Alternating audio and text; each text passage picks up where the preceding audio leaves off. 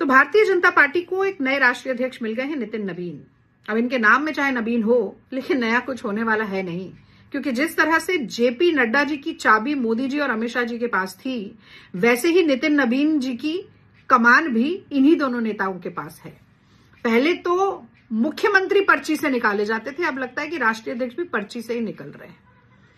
तो आपको याद होगा वसुंधरा राजे जी ने जब राजनाथ सिंह जी से पूछा कि भाई कौन बन रहा है मुख्यमंत्री, और पर्ची में भजन लाल जी का नाम देखा तो उनके होश वाख्ता हो गए थे। तो वसुंधरा जी को निपटाने के लिए भजन लाल जी को बना दिया, शिवराज सिंह जी को निपटाने के लिए पर्ची से मोहन यादव जी को बना दिया, और रमन सिंह जी को निपटाने के लिए पर्ची से वहां पर साईं जी को बना दिया छत्तीसगढ़ में। और वैसे ही पर्ची का इस्तेमाल लग रहा है कि अब राष्ट्रीय अध्यक्ष बनाने के लिए भी हो गया है, क्योंकि यहां तो भाजपा के राष्ट्रीय कार्यालय को जीवन परिचय भेजना पड़ रहा है प्रदेश कार्यालयों में कि भाई कौन है ये अध्यक्ष। और चूंकि इन्हें कोई जानता ही नहीं है, इसीलिए गोदी मीडिया की मौज हो गई है। तमाम एंकर लगे हैं बोलने के लिए, देखिए छोटे कार्यकर्ता कैसे बड़ा नेता बनता है। छोटे कार्यकर्ता कभी नहीं रहे नितिन नवीन। और ध्यान से सुनिएगा, इनके पिताजी नवीन किशोर प्रसाद सिन्हा भारतीय जनता पार्टी बिहार के बड़े नेता रहे हैं, विधायक रहे हैं, और अपने कार्यकाल में सुनिश्चित कर गए कि उनका बेटा किसी बड़े पद पर आ जाए। पहला बड़ा पद जो सीधे उनको मिला वो राष्ट्रीय पदाधिकारी बने, युवा मोर्चा जो है भारतीय जनता पार्टी उसका।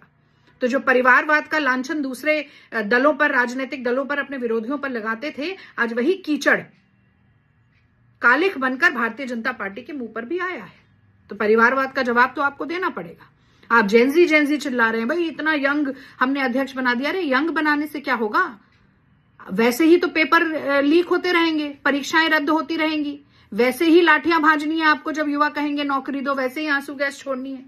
और मोदी जी से जब 2 करोड़ का हिसाब मांगा जाएगा नौकरियों का, तो मोदी जी कहेंगे नाली की गैस से पकौड़े तलो। और किस अध्यक्ष की मजाल है कि मोदी जी की बात को काट देगा।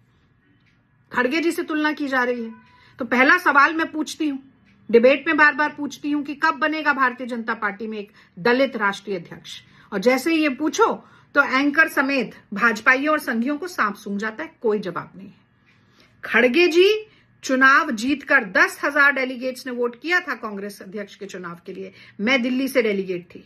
शशि थरूर जी और खड़गे जी के बीच का चुनाव था। शशि थरूर जी हारे, पर 1,000 डेलीगेट्स का वोट उन्हें भी मिला था। इतना निष्पक्ष चुनाव हुआ है। लोकतंत्र का आडंबर करना बंद कीजिए, आसमान की तरफ देखकर थूकना बंद कीजिए।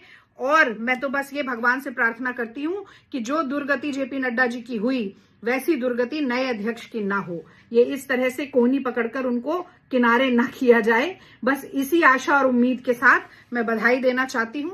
नए अध्यक्ष बन गए हैं, पर नया कुछ कर नहीं पाएंगे। जय हिंद।